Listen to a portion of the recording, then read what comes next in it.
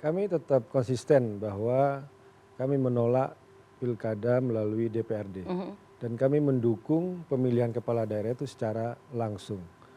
Ini sikap sejak tahun 2014, kemudian kemarin juga sudah kami mengadakan kajian-kajian dan tetap kami mengundang akademisi, mengundang aktivis, ya kelompok-kelompok sipil juga kami undang.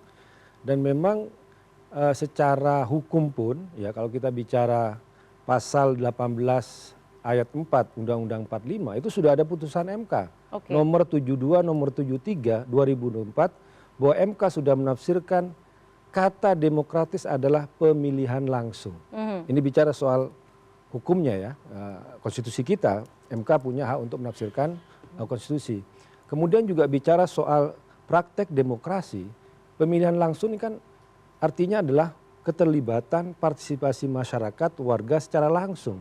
Nah ketika itu dipotong, tentu kita tidak tahu apakah nanti masyarakat akan marah ketika hak mereka untuk memilih tiba-tiba diambil alih dengan pemilihan melalui DPRD. Dan segala dalih alasan, apakah yang disebut dengan biaya politik tinggi, money politik ya kami juga mendukung disampaikan oleh Bang Andi tadi bahwa dalam seminar-seminar yang kami bikin, ya itulah butuh penyempurnaan. Ya.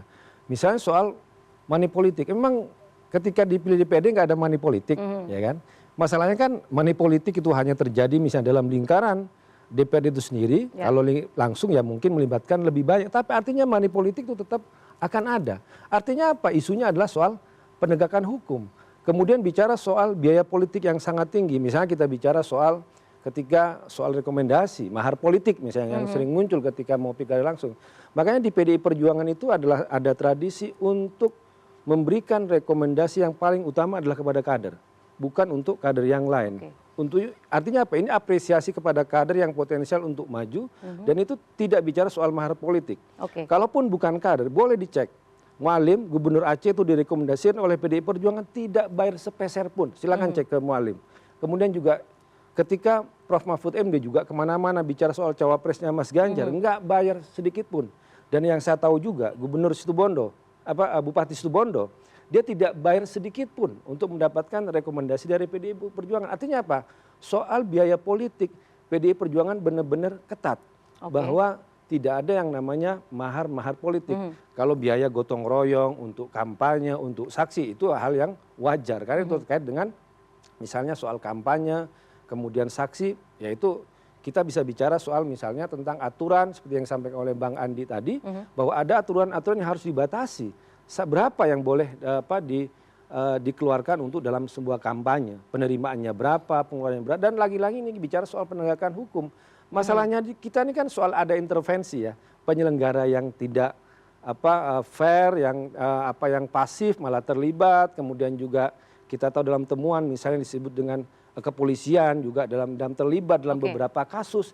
Jadi ini yang menyebabkan penegakan hukum tidak jalan. Kenapa? Karena penyelenggara yang harusnya adil, yang harus menegakkan hukum itu tidak terjadi, tidak dilakukan. Kemudian aparat yang juga harusnya dia mengawasi tindak pidana dalam pemilu tidak melakukan tugasnya, malah dalam beberapa kasus terlibat dalam pelanggaran itu sendiri.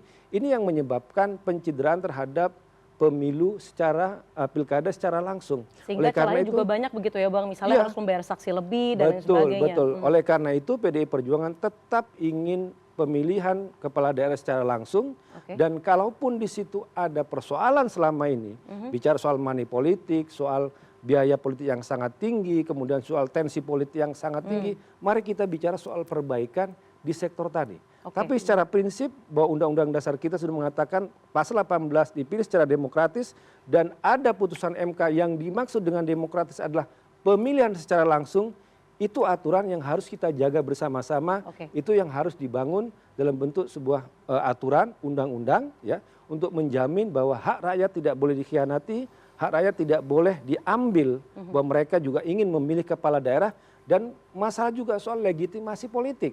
Bicara 5 tahun, kalau hanya dipilih oleh DPRD oleh segelintir orang, ya tentu legitimasi politik itu akan berbeda.